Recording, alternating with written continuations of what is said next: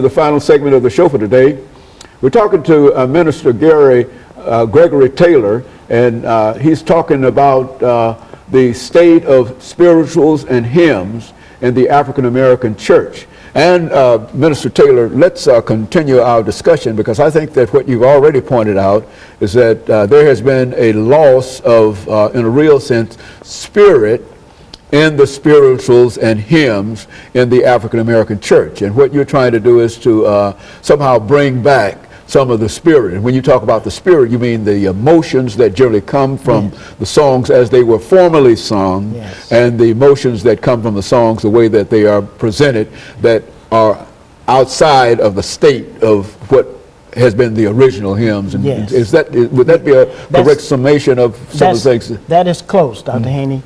And to also enlighten more, that during a devotional period, which today is being taken out of the churches, you know, the devotion.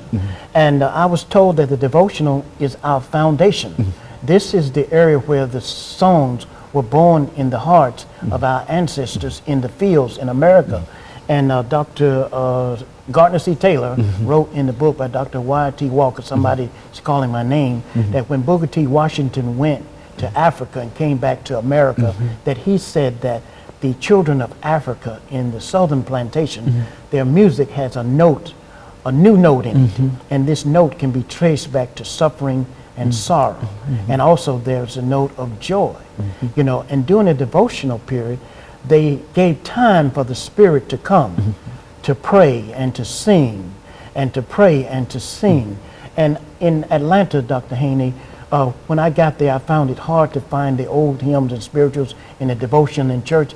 And I was actually calling back to Alabama, to my home church, and taking in the devotion by way of telephone for 30 minutes. Then I would go out to the churches and get a message. But the devotion set the tone of the Spirit moving throughout the worship service.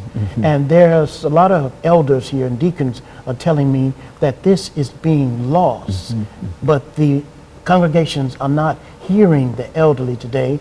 They feel that they are insignificant, that their time has been put in, and they don't have anything to offer now. But where I come from, it was much different, you know, in those areas. And the other factor is in the noise. You know, I use this illustration in the book of Acts, where it said they were all gathered together on one accord in one place.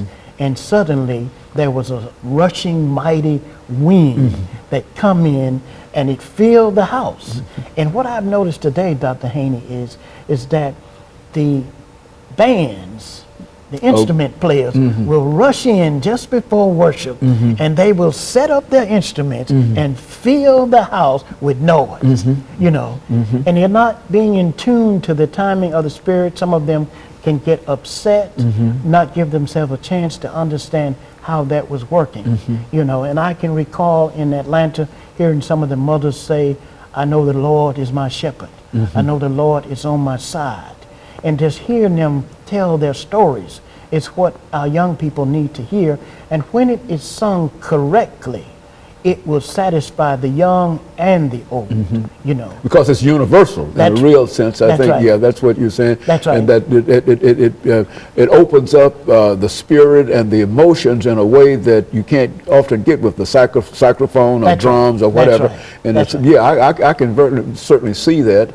And as a matter of fact, I'm reminded of some of the church services that I've attended in reference to what we're saying here now.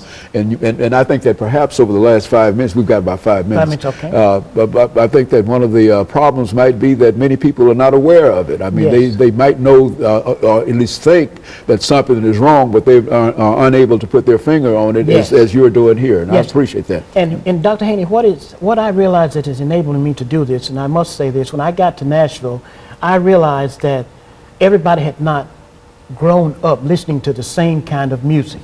But I didn't realize that when I left Tuscaloosa and went to Atlanta. I was going to these places thinking somewhere there had to be somebody being introduced to the same thing that I had come up with. And then when I got to Nashville and discovered the website of Dr. J. Robert Bradley through his executor, that's I think Dr. Chris Jackson, and I found that and it revived me. It reinvigorated me. You know, Re-energized that's you right. and-